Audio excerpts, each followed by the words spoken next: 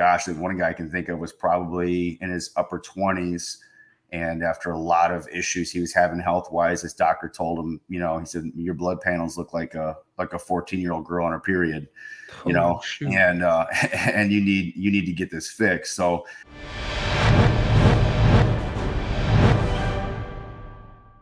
what's going on, everybody? It's Brian. This is Ben. Welcome to 4FTV, where we cover everything from faith, family, fitness to freedom. And today's episode is a doozy. It is the 3 hormones that are killing your results. Now, this actually is true. If these three hormones are out of balance that we're going to be talking today, it could be the reason why you're struggling to lose fat, why you're not putting on muscle, why your sleep is messed up. There's a lot of things that go into it, but we do want to set the record straight from the jump. This is not a deep dive into complex endocrinology or biology. If we wanted to go that deep, we'd bring in even better specialists than ourselves who study this 24/7. And we could be talking about just one of these hormones for the next 8 to 12 hours and still have more to talk about. What we want to establish in today's episode is more of a baseline. So you guys, when you hear these things, you have a basic understanding of what these 3 hormones are, what the role they play in your body is, what happens when they're out of balance, when they're stressed, when they're out of whack, the warning signs that your body gives you when these things aren't properly balanced that you need to address sooner than later. And then, of course, we're going to give you practical solutions at the end. By all means, you can always go to a doctor, get blood work done. Those are things where if problems have been persisting for a while, you should do those things. But these are practical things that the everyday person, if you're experiencing some of these symptoms, you can easily start doing the stuff that we will share at the end to at least take practical steps forward into bettering and optimizing your health. So with that being said, we're just going to jump right into it today. Ben, sound good? Sounds good to me. If all of you think that sounds good, you already know the deal. Smash the like button, subscribe if you haven't, because we're just trying to impact every single one of you. And the first hormone that we're going to be talking about today is testosterone. What is testosterone? The great question. Yes, it is that thing that people blame males on when they get a little too egotistical and wild and aggressive. And toxic masculinity. Masculinity. What other buzzwords? Throw them in the comments. But to set the record straight as well, women have testosterone too. That's right. And women that have really high testosterone have some of those same issues. So it's not just a man thing.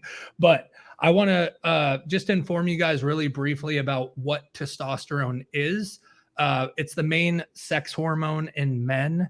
It is secreted from the testes in men, ovaries from women, and it stimulates the development of male sex organs, secondary sexual traits, and sperm.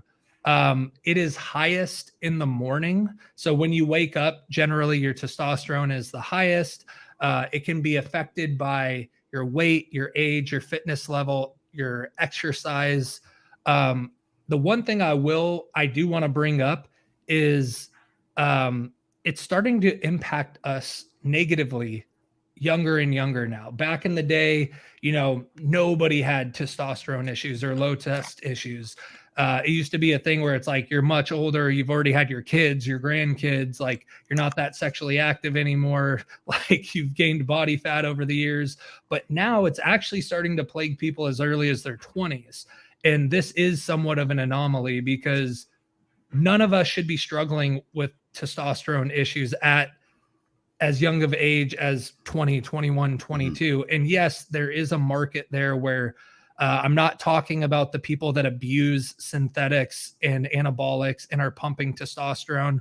And here's a message right to the camera. If you are a man listening to this, please don't do that. Don't jump on TRT, HRT, anything until your late 20s or 30s. And if you're competing, literally, there's no other reason outside of a medical reason to jump on these things if you haven't naturally addressed everything that impacts your testosterone, which again, we're going to go ahead and get into that. But Ben, do you have any comments around testosterone as well to share? Yeah, I mean, I think that and there are exceptions to that. I have known or met a few different people in my years working in the fitness industry who have had very specific and very detailed experiences that led them to a point of topsy turvy, upside down hormone functionality. And Mm, one example is a guy I talked to who worked. I want to say he worked in a bomb disposal unit. Obviously, military experience, exposure over repetition to concussive environments, mm, and that upset his HPTA and pituitary so much, and that interrelationship between those two functions in the brain and the hypothalamus testicular axis, that his testosterone levels and his overall growth hormone levels were way, way below normal. right. All of the telltale signs of fatigue, adipose tissue increase, or gaining body fat, Yep. having a hard time maintaining any muscle at all.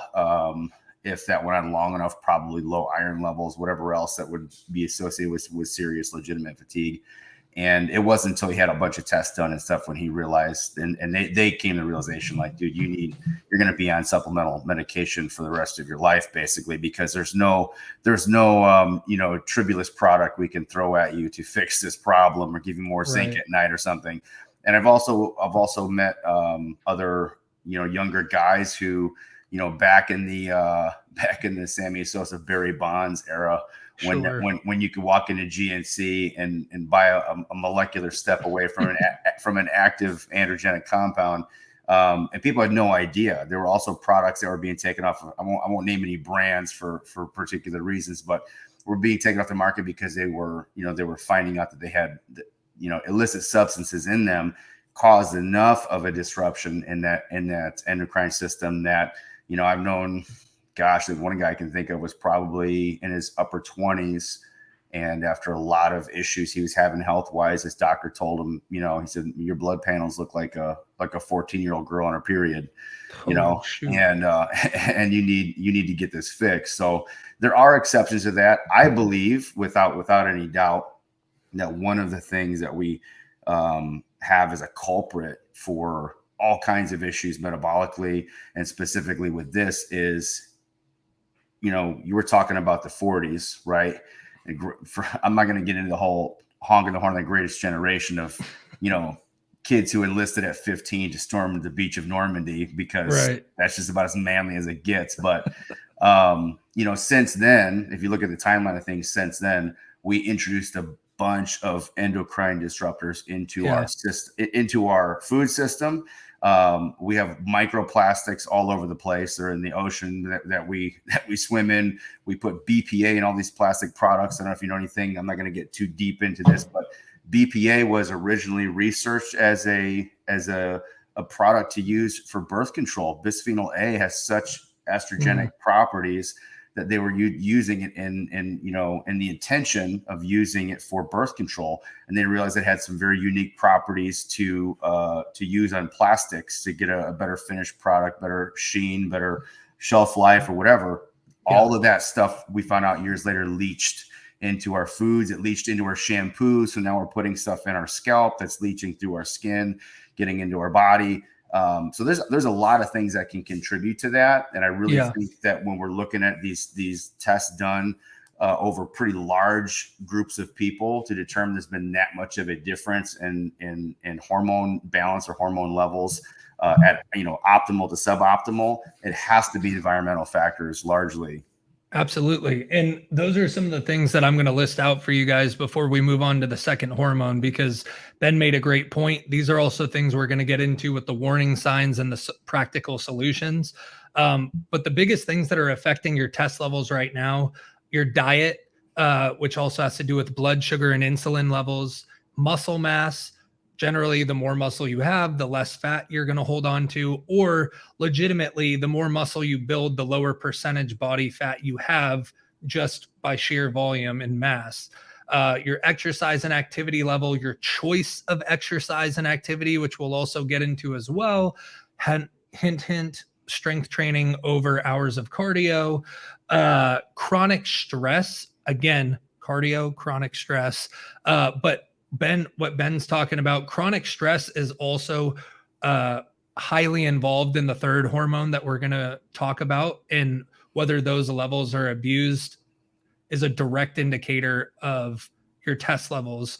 But also, as Ben said, the toxic chemicals in and around you, they are endocrine disruptors. And it gets your liver just overworked from toxic chemicals. So then you got to think, if my liver is meant to detoxify everything that's coming into my body, if I'm also consuming a bunch of crap, or especially alcohol, like there's going to be all these stresses where my body has to decide, what am I going to address first? And whatever I'm addressing, it's leaving something else, or it's slowing down the process. And all those toxicities and endocrine disruptors and test blunters are going to be reasons why your testosterone levels are probably lower. And I also want to give you all a heads up. There are also many healthy men that just have lower testosterone. Like, again, it's just a product of evolution over the last 70 to 80 years through the generations. Like, there are people that are plenty healthy, fit, some of them even ripped, that have lower testosterone. And no, I'm not talking about people taking anabolics. I just mean there are healthy people with lower levels. Just because you don't have crazy high test levels doesn't mean you're a woman. It doesn't mean you're less of a man. It doesn't mean you have less ability to produce muscle per se. A lot of that has to do with your free test levels, not just your overall testosterone levels, which is something that we're not going to get into today for the preservation of time. It's a whole nother video. If you guys want us to really deep dive on testosterone, let us know in the comments below, and Ben and I will put together an episode where we deep dive into test versus free test versus binded test versus external versus internal tests, and like really do a deep dive on it. But the biggest thing is there's such a multitude of factors disrupting testosterone production. And a lot of it, as Ben said, kind of is forced upon you. And if you've been watching any of our episodes, like a couple episodes back when we talked about abuse, this is almost like how the country and government and world is abusing you. And you need to be aware of this, because the quality of food is a form of abuse that you may knowingly or unknowingly be taking in things that are endocrine disruptors as well. And again, women, you produce testosterone as well. If you don't have testosterone, you have issues as well. It is the male dominant hormone, but this does impact the health of both sexes. And we're going to get into that a little further into this episode. But I want to mention the second hormone. If you haven't guessed it by now, since we went hard on the main male hormone, we got to go hard on the main female hormone, which is estrogen. Obviously, women also operate off of progesterone, which is another thing we need to take into account. But estrogen is present in both men and women, and that is what we're focusing on today. And with estrogen, again, this might be a little too much detail, but I just want to let you know there's 3 types of estrogen. There's estrone, which is like E1, the word 1 is in it. There's estradiol, which is the main one that's usually focused on in these tests. That's E2. And there's estriol, trio, 3. Easy ways to remember it. But estradiol is the one that usually is the one that's being tested. It's usually the one that's showing up on tests. If you ever do any blood work, it's the one that impacts estrogen overall the most. It is the main female sex hormone produced in the ovaries. It's capable of inducing estrus, developing and maintaining secondary female sex characteristics, and it prepares the uterus for the reception of a fertilized egg, aka you need estrogen to get pregnant. You need normal levels for that wall to receive that egg to bind to create life. So when we talk about estrogen is very important, especially in females, it is very important. Some of the things that we also want to talk about is, well, I mean, brief side note, when you are post-menopause, ladies, your ovaries aren't producing it anymore. Now it's through the pituitary gland, it's through body fat, it's through a couple other systems, but your ovaries post-menopause are not producing it. And this is sometimes when women actually end up going into some sort of hormone therapy around estrogen, levels if their body's underproducing it. It really, that's again a case by case basis. That's something where if we wanted to do a full episode on estrogen, we would also do that for you ladies. So don't think we won't do it. Comment below. Again, anytime you comment, we will listen, we will respond, and we'll make episodes around your questions, comments, concerns, if enough of you bring the same topic up. But before I get into some of the other things about estrogen, Ben, is there anything that you want to add to that? Oh, no, I mean, really the concern that we have for environmental factors applies as well to young girls. We're seeing more girls start periods earlier than typical. Yep. We're seeing issues with fertility that are concerning. And if you think about it, there are, again, if you're on birth control for different reasons, this is not me advocating against it at all. But we do know that, everybody's biochemistry is different. Everybody responds differently to the exposure to these different types of medications or hormone replacement therapies. But if we know that, things like BPA were designed to potentially be birth control agents,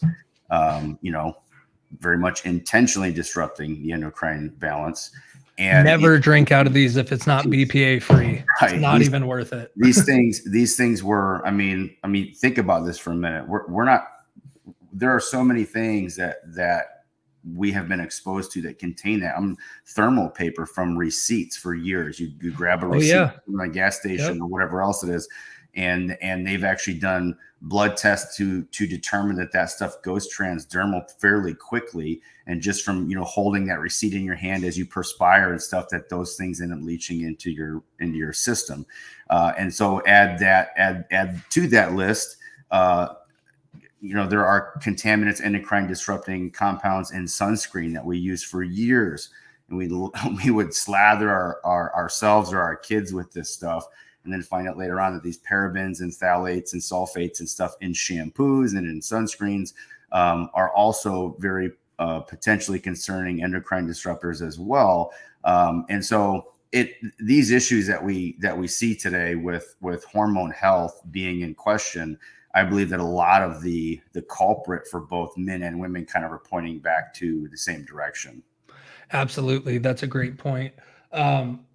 And to all of you out there, like, this is going to be a part of the end of the episode with the practical solutions, but I want to let you know, like, this is just the reality of the world we live in. It's the reality of giant corporations profiting over any ethical impact concerns. For the most part, there's a reason, like, we have environmental issues, we have so many health issues. And even if we want to talk about, like, how is it possible that we have more information than ever, more access to things than ever, and yet we seemingly are the most unhealthy we've ever been in the history just of humans and of this country. Like, somehow, even though we've advanced in a multitude of areas, technology, and we've talked about it before, was supposed to bring people together that normally can't be brought together, but now it's been weaponized against us. Food, the overproduction of food. It's like, we're just trying to feed more people. We want more resources. It's like, but then you have to take something out of its natural state and unnaturally superfeed it or super produce it. And then it doesn't become what it originally was. It becomes a modified version of what it is. Hence GMO, genetically modified. Like, so many fruits and vegetables and animals, and like Ben and I have talked about with, like, getting grass-fed and pasture-raised things and wild caught things. Like, there's ecosystems for all of these things to be in balance. And when it becomes a matter of, let's extract as much as we can and change it as much as we legally and, like, biologically can before it's not what it originally was, so we can extract every dollar out of it, that's kind of the ugly side of capitalism. And trust me, I'm pro-capitalism. I love everybody having the opportunity to make money, but it's the side when we really do need to think about the ethics behind every decision that we're making. Because like Ben said, when I started getting healthier, and honestly, like I've been addressing testosterone issues for the last 2 years, just realizing I was way too stressed. I was underslept. There were things I was missing in my diet, my exercise routine, and I've bounced back quite well in the last year through all the solutions we're going to give you today. But even just things like thinking about the shampoo you use and the soap you use and these things where like the receipts, man, like don't get receipts, get email receipts, because those things are endocrine disruptors, and your skin is the largest organ in your body that's taking in things immediately, seconds of touching something, and it's in your system. Like, and it's crazy to think that there could be an agenda behind all these things. And we're not going to start going down the rabbit hole of population control or all these other things that realistically you think of, like how unhealthy we are and what the last 2 or 3 years of life have been like for everyone. I think the veil is starting to be torn, and that's kind of what we hope to do in these episodes as well. We want to tear down that veil. We want to take the rose tinted glasses off, not in a negative sense, but in a realist sense. We want to bring you the real information and say, hey, there's a reason that back in the 1940s, our great grandparents were shooting testosterone, not shooting, bad choice of words. Their natural levels of testosterone were firing at like 1400 nanograms per deciliter, which is the official measurement. Nowadays, if anyone's at that level, they'd be accused of being on synthetic steroids and hormones immediately. People would be like, you're not natty, you're not this, you're not that, you're destroying your system. And it's like, how have we dropped off that much? Well, what's happened in the 40s post-war since now? It's the overproduction and over-industrialization of like everything. And that messes up your hormones. And we don't want to tangent too much because we got a lot to talk about today in a short amount of time. So that third and final hormone relates to your test levels. It relates to your estrogen levels. It is one of the number one culprits for, honestly, probably at least half the issues you may be facing today, and you don't even realize it. And that's cortisol. And we need to understand what is cortisol. And I'm sure every one of you, maybe comment below, have you heard that cortisol is the stress hormone? That's what it's been deemed. You probably have. Let's be real. Everyone's like, oh, cortisol is bad. It's stress. Without cortisol, you're not living. Without cortisol, you're not operating. It is an extremely important hormone. However, when your levels of cortisol are out of balance, or when you become number one dependent on cortisol for your energy production, that's when we start seeing all the issues that are running rampant today. Because ultimately, the whole role of cortisol is to help control blood sugar. It breaks down muscle tissue into glucose through glucogenesis. We're not gonna get into all of that. Remember, this is a base level 101 introductory class today. But cortisol actually reduces inflammation because it suppresses the inflammatory response. It regulates your metabolism. It aids with memory intervention, and it actually helps regulate salt and water balance to control blood pressure, mainly through aldosterone. So did any of that sound bad? Does balancing water and salt sound bad? Does helping your memory sound bad? Does controlling blood sugar sound bad? Cortisol is actually an amazing hormone that we've been given to actually keep us quite healthy. The problem is when we wake up, our cortisol is also the highest and our insulin and blood sugar are the lowest. Now, the response is supposed to be, when we start taking in insulin and blood sugar, our cortisol is supposed to be shut off. The pituitary glands and the adrenals are supposed to have a signal sent that said, hey, let's stop producing cortisol because we're taking in food, mainly carbohydrates. But like, you're taking in insulin and you're taking in foods that impact insulin and blood sugar. You're naturally getting energy from your nutrition consumption. These are supposed to go like this. They're supposed to work in harmony, but not together per se. It's supposed to bounce off one another. It's kind of like yin and yang. The problem is when you are not sleeping well, when you are overstressed, and again, everything that Ben said as well around the receipts, environmental things, technology, stuff that I've said too, those are all stress factors. back in the day, your stress might have been really high, like Ben said in past episodes, with that saber-toothed tiger lurking, and you shoot cortisol out the ass and suppress testosterone and everything else because it's like, I got to survive or I'm dying. I got to survive or my family's dying. But once the threat is gone, they went right back into it, where testosterone levels were normal, estrogen was level, cortisol was level, insulin was level, everything was fine. But now this is one of your biggest stressors. This damn thing, like shooting notifications all the time, reminding you all the time, I got to get here, I got to get there. Someone posted, I haven't posted in a week. What's wrong with me? I'm never going to be an influencer. Like, Right. so many unnecessary stresses that are just cranking your cortisol high all the damn time.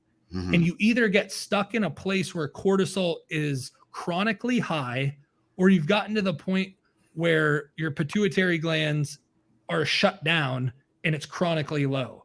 And both of those are issues. But before I go into that, Ben, what do you have to add around cortisol? Yeah, it's interesting that both with very high and very low cortisol levels, the common denominator is stress.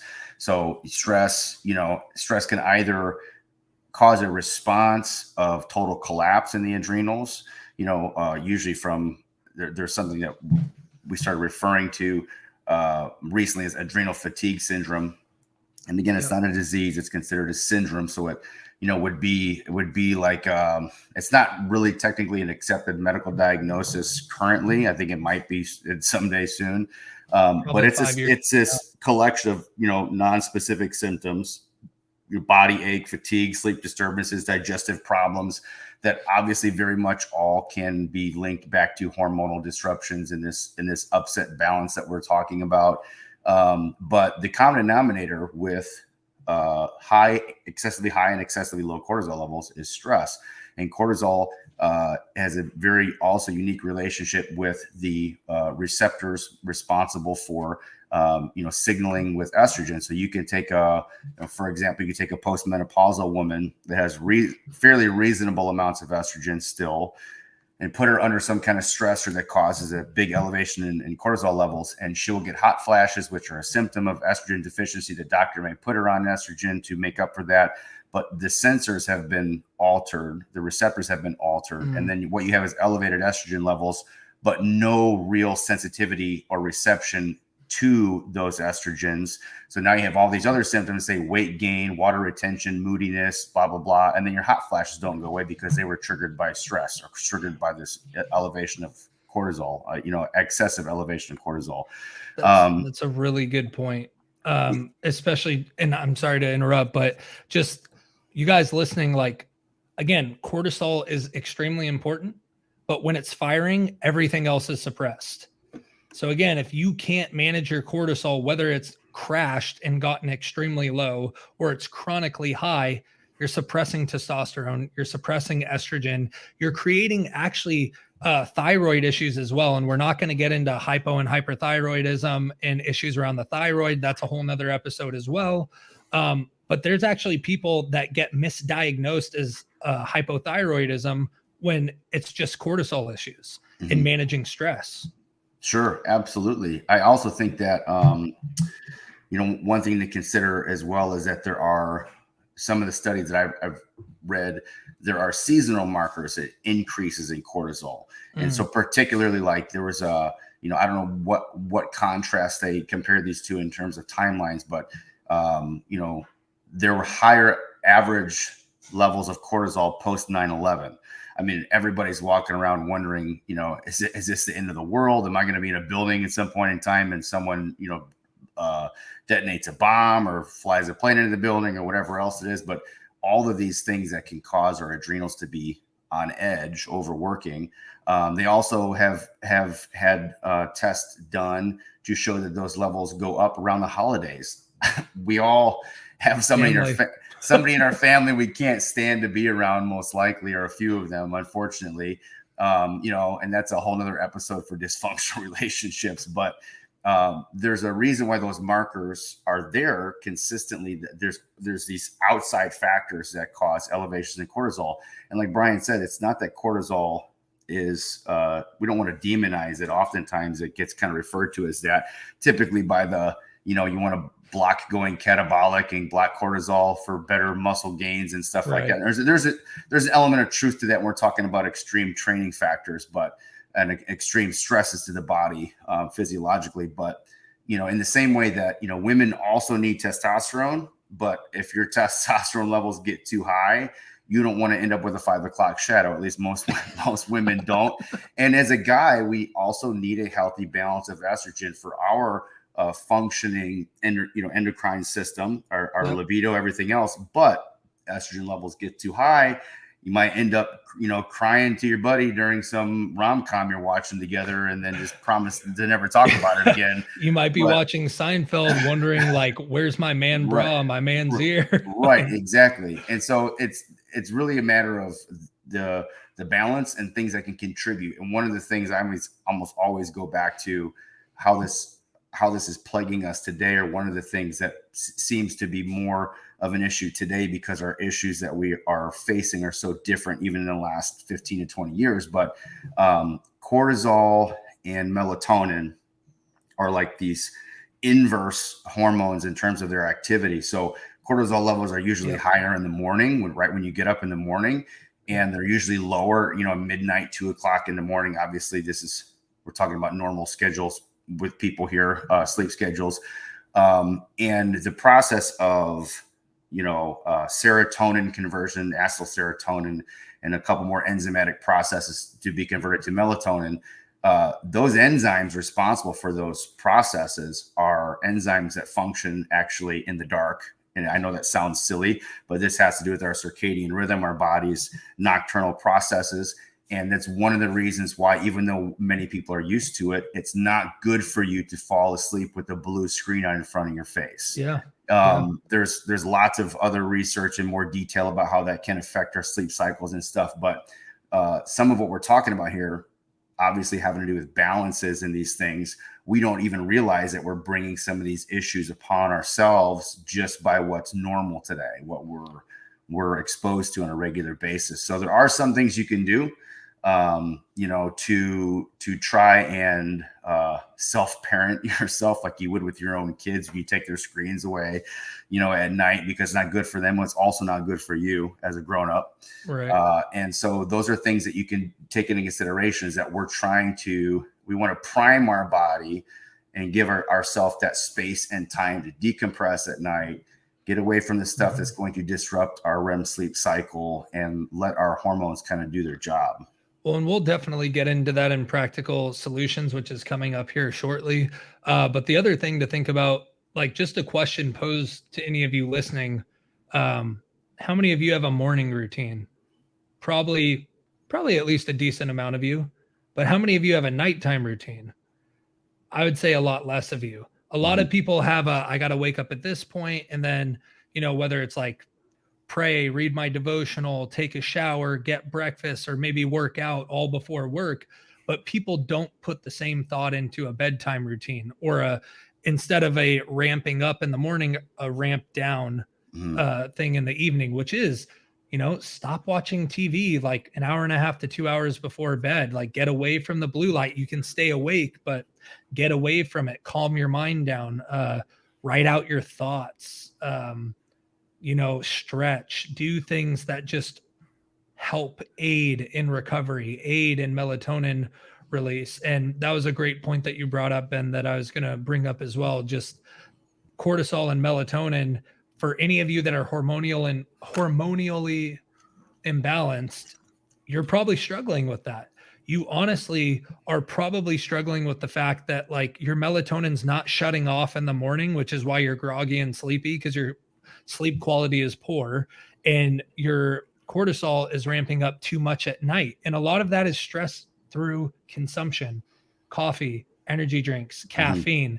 Caffeine is a major indicator of stress to the body, and it does spike cortisol levels. Cortisol is always responsive to stress. But the thing is, you got to realize, like, caffeine stays in your system for 8 hours. So even if you've habitually created the, like, I need my 3 p.m. coffee to get through the rest of the day, it's like, no, you don't. you need to be better about not relying on coffee, or switch to decaf, or get up and walk, or do some jumping jacks or something to get blood pumping again. But that 3 o'clock caffeine injection is lasting till 11 o'clock at night.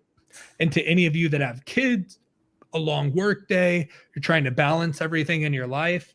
Some of you, if you're not even in bed by 11, all it's doing is delaying that process, because you're still running off of cortisol and you still have things in your system. And like that was a call out to myself, that I've really realized, like, having multiple energy drinks a day because they're no calorie or they're whatever, and like I like it better than coffee. And but when I had my last one, I was with basketball clients and I'm active, and it's like, it doesn't matter. It really doesn't matter. It's messing everything up, and it's creating so much stress in your body. That here's the other piece of the dance. If it's supposed to be insulin and cortisol and insulin, or think about like testosterone, estrogen, everything that's going to be doing this dance with cortisol. When your cortisol can't shut off, but these levels are going up, that's when fat storage happens too. When your cortisol is chronically high and your insulin is chronically high, you are feeding fat cells. You are literally just saying, I need a store. I need a store. I need a store. I'm stressed. Something's happening. Store. So that is one of the issues where, when looking at clients, yes, fitness is important. Nutrition is important, but stress management is a huge piece of our coaching as well, because if you can't manage your stress, even if you're eating well, you're paring down your basal metabolic rate. You're telling your metabolism to slow down, shut down, stop burning as efficiently, or as we've said before, go from inefficient burning through everything to super efficient holding on to everything.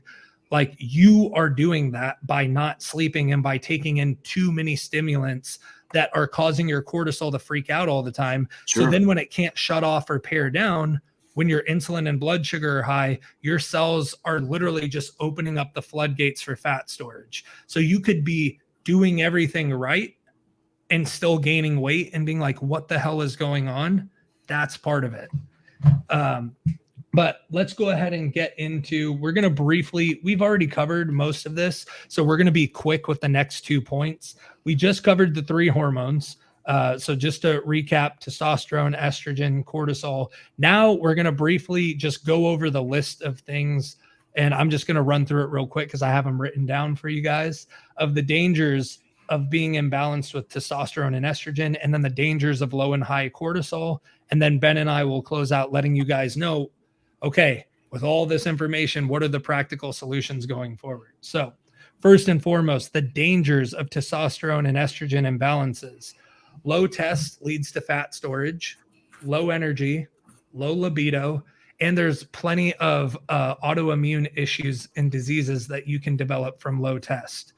Estrogen dominance is not good for both males and females.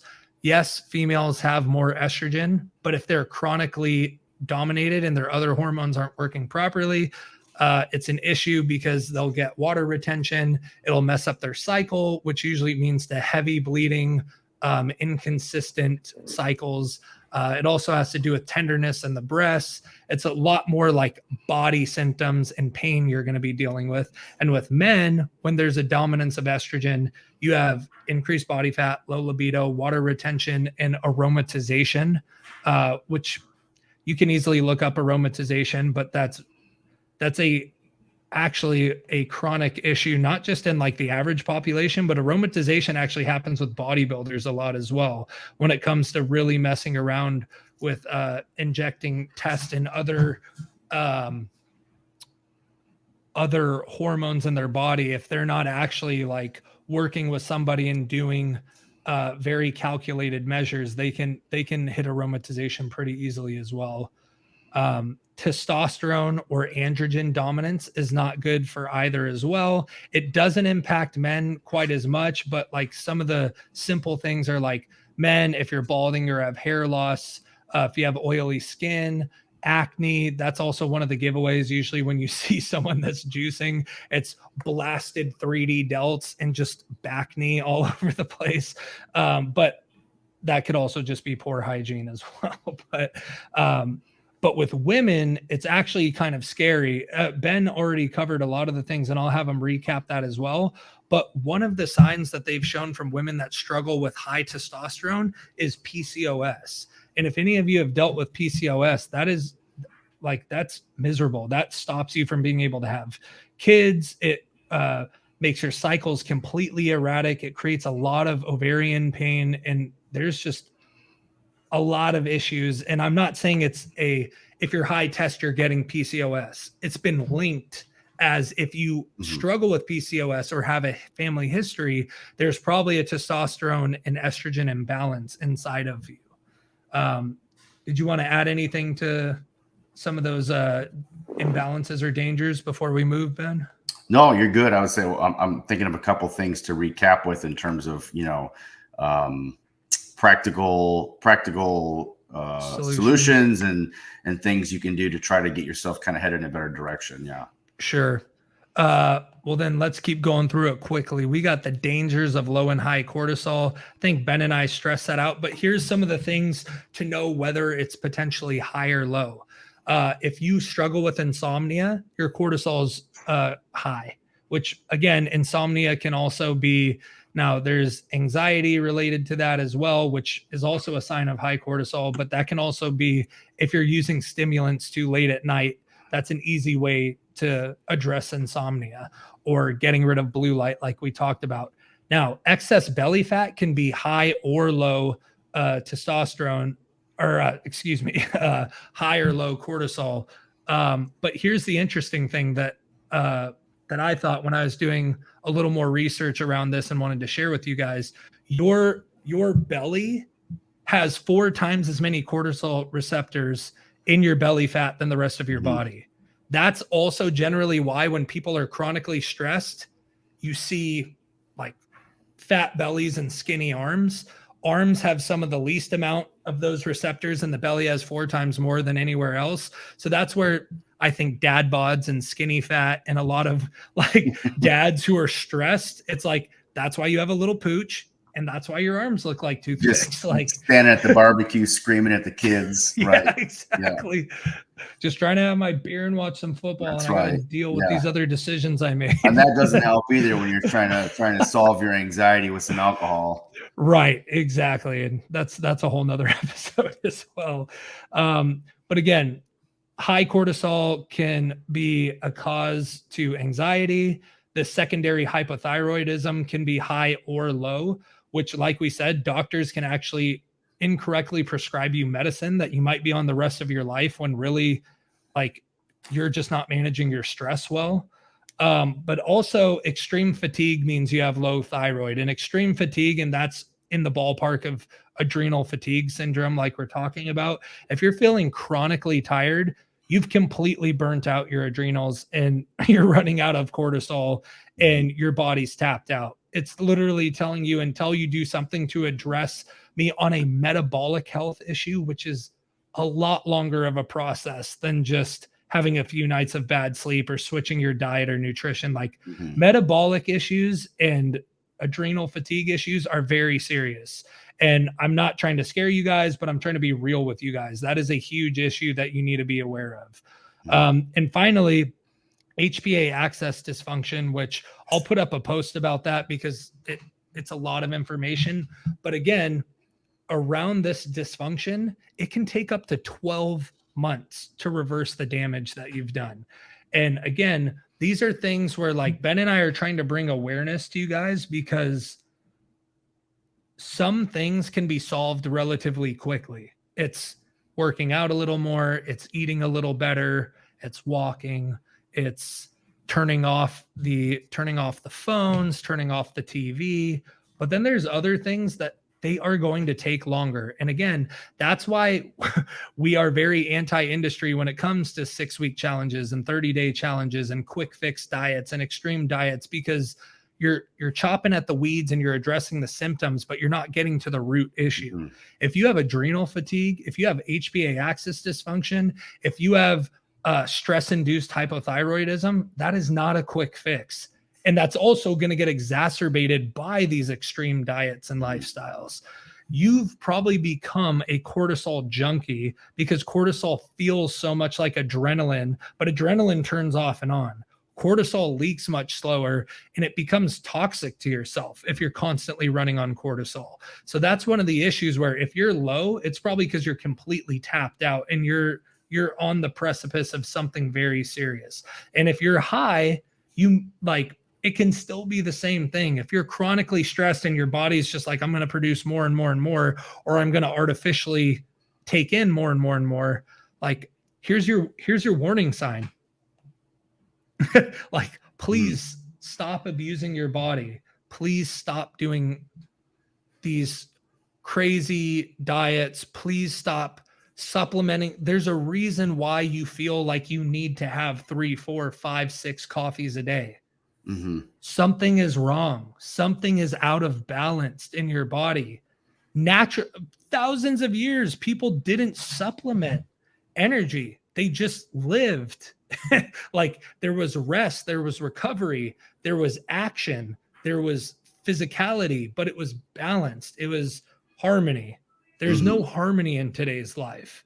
And that's part of the issue. And the warning signs that come from all of this, again, just to like beat a dead horse so you guys really get it. Low libido, low energy. If you're low energy and chronic fatigue, go to a doctor. Talk to people right away. Re-listen to this episode and listen to the practical solutions we're going to get to, but like that's a very serious issue. Excess body fat in men, especially belly fat, love handles, breast tissue fat, usually a sign of estrogen dominance. For women, painful and inconsistent cycles, excessively long periods. Your period, just to let you know, and maybe it sounds blasphemous that a man's telling you this, but one, in the day, I'm actually not going to say the first one I was going to say, but I'm a health coach. I know what I'm talking about. I've studied from other health coaches. I've been doing this almost 10 years. Ben's been doing it longer than me. Like, we're allowed to tell you about these issues between clients we've worked with and studies and research, like collaborations that we've delved through. But you are not supposed to have long, painful periods if your hormones are imbalanced. It's supposed to be relatively quick, relatively painless. If you are having very painful issues, it's definitely a sign of hormone imbalance. And if you want a great resource, it's called How to Heal Your Metabolism by Kate Deering. Audio book is like 6 hours. You can read the book. It is a woman telling you everything that I'm telling you. So if you're going to receive it better that way, that's fine. But that monthly cycle should be predictable, relatively painless, and relatively quick. Aunt Flo is supposed to drop stuff off and get the hell out. She's not supposed to overstay her welcome. But also some of the other issues, mood swings, irritability, especially in men, increased anxiety and depression, not just like trigger words, but like it's very serious. When you are chronically high or low in cortisol and your testosterone and estrogen are crashing, it's very easy to be anxious, which is causing more stress, or depressed because you can't understand what's going on with yourself. Low bone mass and low bone density, which means you're more likely to break a bone. You're not going to be able to handle picking up loads, bearing loads, just being healthy, being able to move your body. But the last two, which are the scariest, is being chronically in this state leads to memory loss and brain damage. It's been studied in a lot of things where if you are constantly in a hormonal imbalance and you are estrogen deficient, testosterone insufficient, if you're cortisol just abusive, you're gonna mess yourself up long term. And your brain is going to pay for it. And that's like the number one thing we need to worry about. That's the thing that gives us a lot of our vitality and tells functions how to operate inside of the body. So with that dark cloud raining over you right now and all these thoughts of like, what am I doing with my life? And why didn't I know this sooner? Here's some practical solutions that you can start implementing today. And I'll read off my list and I'll let Ben circle back to everything as we close out the episode, because we've been trying to keep these a little more precise and concise. We're coming up on the time, but these solutions are very simple, very helpful, and they're categorized.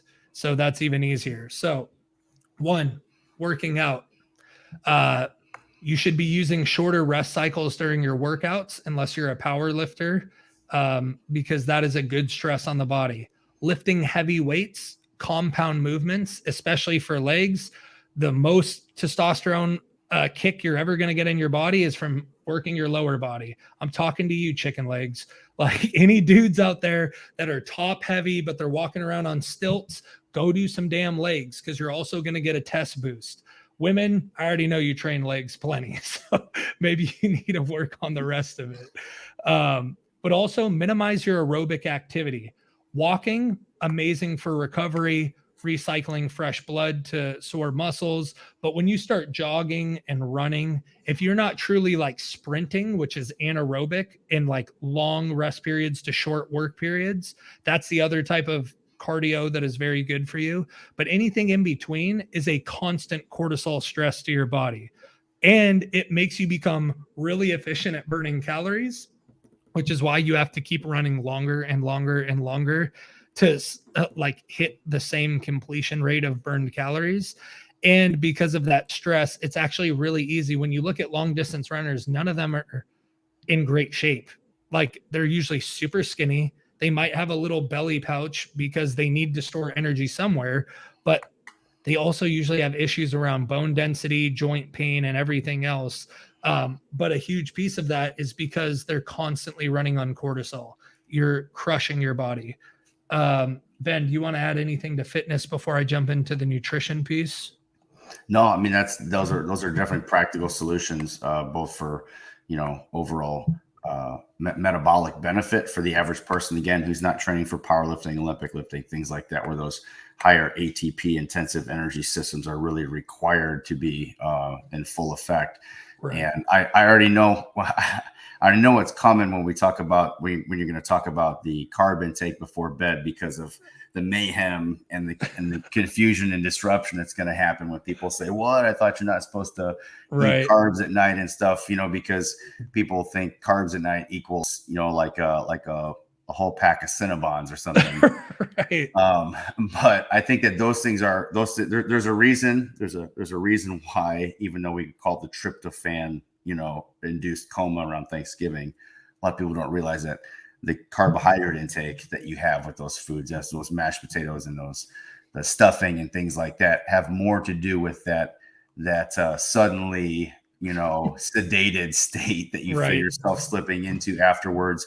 And I don't think either of us are advocating that you like go to Dunkin' Donuts or something like that so that you get a better sleep, because there's also a certain trade-off of excessively high insulin levels and your body's REM cycle. There's another inverse relation with those. So you don't want to have, even though we're not going to get in the whole argument whether or not you take your calorie totals within 24 hours versus certain calories or food types at different times during the day. That's a whole nother episode. But you don't necessarily want to have an excessive amount of sugar right before bed, because that can also affect your REM cycle. But having a balanced meal with some carbohydrate intake, at dinner time can also help with lowering those cortisol levels. Yeah.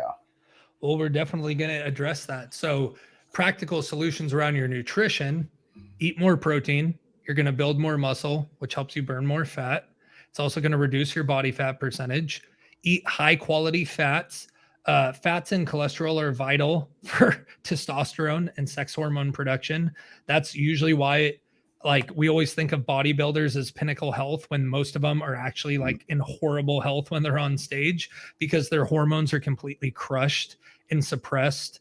And like, men can't get hard, women can't get turned on. Like, there's no thought of that because there's not enough fat. There's chronic stress. They're low calorie. Like, and again, I've already said too much, but fats are essential. Proteins and fats, out of the three macronutrients, are the two that you cannot live without. You can live without carbs, but I think you would enjoy life a lot less. But eat great carbs is the next one. whole food carbs that balance blood sugar and insulin and don't create the rapid spikes. So what Ben said, don't go to Dunkin' Donuts, don't go smash donuts, eat a tub of ice cream. That's not what we're talking about. There's nothing wrong with a little bit of ice cream or these other things. But again, you need to realize too, when we talk about eating a carb dense meal at dinner, that's still usually 3 hours before you go to bed. There's time to digest. There's time for your body to work through all of it. You can go for a post-dinner walk to help digestion. Like I'm not talking about smash a milkshake and go to bed. Like it's not Right. going to work for you.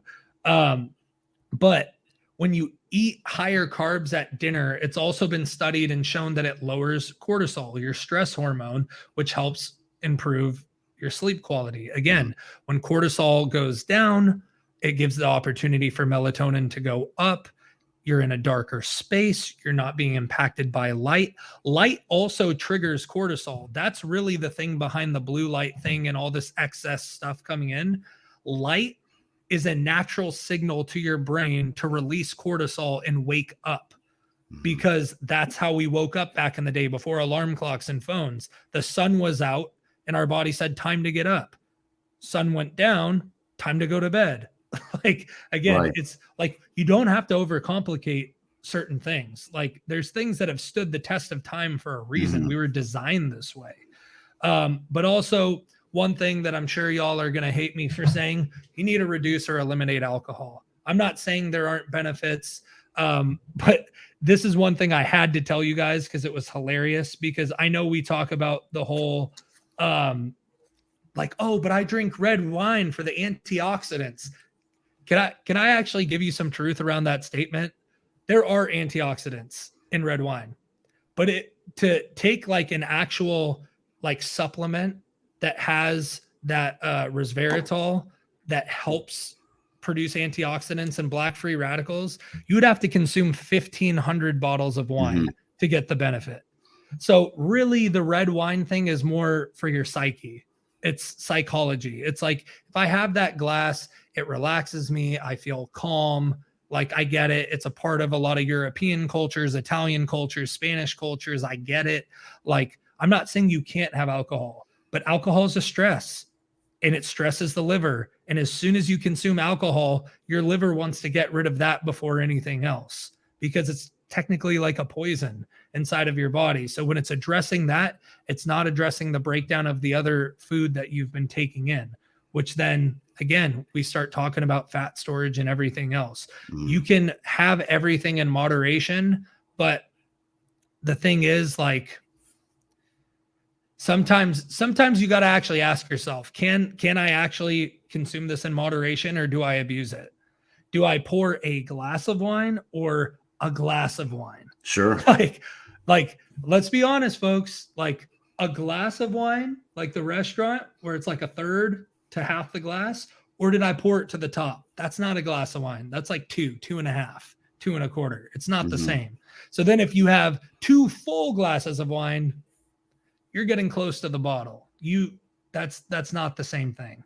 That's a lot of sugar. That's a lot of alcohol. That's a lot of stress on the body. And especially when you're doing it at the end of the night, again, what are we talking about? You're releasing more cortisol and you're creating a lack of melatonin. You're messing up insulin levels right before you go to bed. So these are things that you got to think about.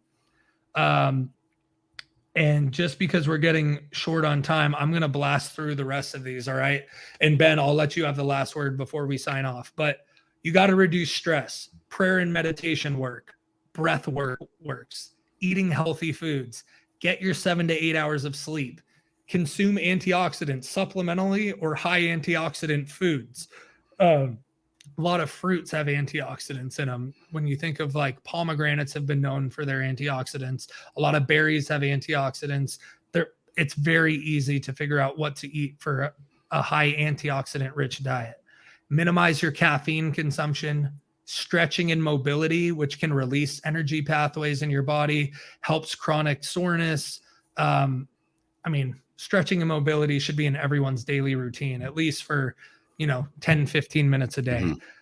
Infrared light, one of the newer technologies that's actually benefiting people. It helps mitochondrial health, reproduction of more mitochondria, stronger mitochondria in the cells. It also is essentially the opposite of blue light. So it does actually help create that calming sense in the body as well. But it's really good for your overall health, if even just doing it like 10 to 15 minutes at night.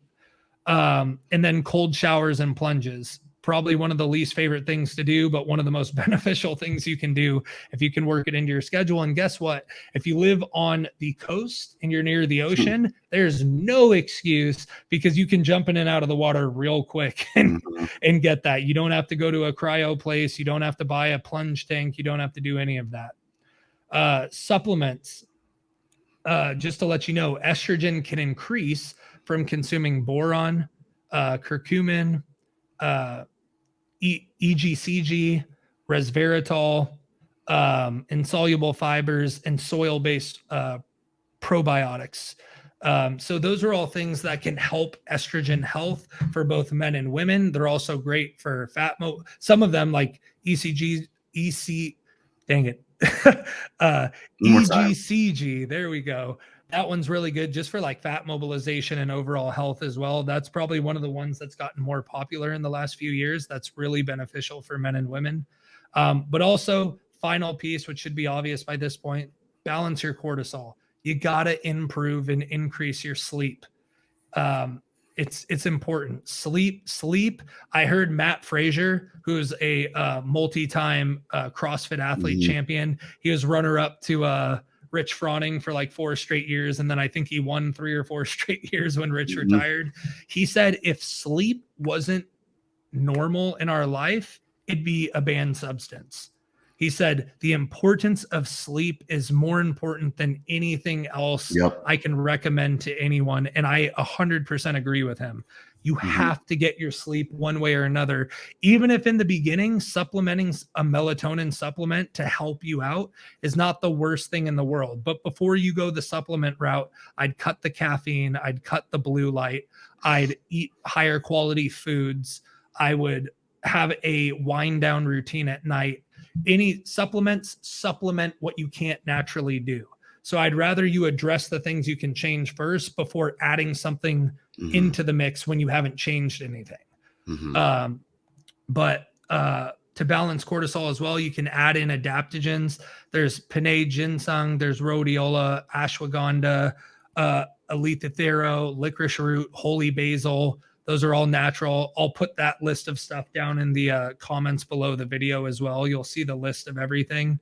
Actually, you know what I'm going to do for all of you? I think I'm just going to put the notes that Ben and I put together for this show linked down below in the comments. That way I don't have to write too much and you all can have access to this entire write-up as just a bonus sheet for you guys. And relax, work on distressing your life. We want to go from fight, flight to rest, relax. We want to exercise wisely. Try to avoid the late afternoon, early evening if you can, because that can create cortisol spikes, which again is going to be, if you have no other choice, it's better to exercise than not. But if you're exercising later in the evening, like you got to find a way to immediately come out of that sympathetic nervous system and get in the parasympathetic. You got to stretch, you got to breathe, you got to like a cold shower, warm shower, whatever, all that stuff.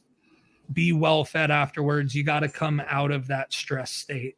I try to keep your exercises an hour or less, especially in the beginning. If you're not, a crazy athlete, like there's no point in you doing it that long anyways. Like most of you, if you're going over an hour, unless like you're a seasoned veteran when it comes to training or you're sport specific, you're just wasting time. You're resting too long. You're not pushing yourself hard enough. You're talking, like, let's be real. Minimize HIIT and avoid endurance. Again, HIIT is an advanced protocol. Most of you don't need to do it right away. It's something to add in for people that I think have gone through a couple phases of fat loss or muscle building. It's a great tool, but it's also something where it can just be more damaging than helpful if it's not deployed properly. And then remove your stimulants. Try to do none before 9 a.m. if you can. Let your body naturally go through its phase of waking up via cortisol energy, stretching, working out, whatever. Try to wait till 9 a.m. if you can. Again, assuming normal hours. If you wake up at 6 or 7, try to get real food in you before you get stimulants in you. See how your body responds to actual nourishment instead of just stimulants. And don't have it after 2 p.m. Again, it's going to be in your system 8 hours. If you need to get to bed by 9 or 10, if you're doing it after 2, you're setting yourself up for failure. And increase your carbohydrate intake at night because it drops your cortisol. That's everything, folks. That was informative. That was long. That was probably the least amount of riffing and storytelling we've ever done and just straight facts. But I want to hear from you guys below. What did you think? Because honestly, I think this was an extremely helpful episode. I know I did a lot of the talking. I had the document in front of me. I'm sure you want to hear more from Ben than myself, so I'll make sure that he talks more on the next episode. Not true. Not true. But I'm going to let Ben do the plug that I always do. I'm trying to screw it up here. I would say, in a nutshell, stop acting like an American. I know that sounds terrible because, as you're describing all of this stuff, I'm thinking about all the things that are the antithesis to what you just advised everybody. And it is, constantly scrolling, being spread out all over these different spaces that are proven to constantly be triggering, our incentive reward system and constantly have us kind of at this state of heightened activity all the time. And the most American thing in the world to do is have 2 Red Bulls, a venti macchiato, and then when we're still tired, I've heard people say this stuff before. When we're still tired after all that, it's like, oh, well, I mean, I know I don't need more caffeine. Maybe it's my blood sugar levels that are low. And so that you're going to have some kind of like a muffin or a cupcake or something like that. And what do you think is going to happen when your cortisol levels are sky high and then you end up introducing some unnecessary spike in insulin and a bunch of fats? And so this is, again, that's Americans. I hate to say it, but it is. And so diet. It is. Some of the things that, you can do is really just assess what you're doing on a moment by moment and daily basis and just start making steps in the other direction. Really be objective about how much caffeine you're taking in throughout the day. Again, caffeine is a tool. It has a purpose. It has an application, but it also has its place, and not to get into that too deep of a foray, but it has a place as a tool. And if you allow it outside of the bounds of that corral it needs to be kept in, it can very much be abused, and it can lead to all these other kind of chronic cycles where you're constantly trying to make up for all the other things you've disrupted in your body and your sleep cycle. I'm too tired because I didn't sleep last night because I had caffeine 6 times yesterday. And then I had a bunch of sugar and stuff like that spread throughout the day or whatever else it is. And I'm stressed because I don't look the way I want to look. And I got a wedding in 4 weeks. And I was and all these things compile together and we're killing ourselves, not really assessing what it is. The chicken and the egg. How did I get so stressed? Why am I so tired? And what can I do to kind of, cut this off and finally direct things in the right way? Right. That's good. And I think that's the best way to close it out for people. First and foremost, if you've been struggling with this for a while, go see a doctor, go get blood work done, get a baseline of where you're at. But before you start deploying like medications, unless you're in like a life or death situation, before you start over supplementing, take these practical steps. Get your exercising right, get your nutrition right, get your sleep right, manage your stress right. And I guarantee if you start doing that within a couple weeks, you will notice a huge difference. But again, that's all. That's it. That's everything for episode 9. So thank you guys again for watching. Wow. I did it wrong, but it's supposed to be episode number 9, 3 hormones that are killing your results. But I'm Brian. This is 4FTV, where we cover everything from faith, family, fitness, and freedom. And we greatly appreciate it whenever you like the video, when you stay subscribed, and when you comment. We really, really want to hear from you guys. So please drop a comment. Let us know what you're thinking. And we would love to address it in the comments and potentially make another episode around it. And more than anything, we hope this is making a huge difference in your life. And tune in next week because we got another banger coming out for you.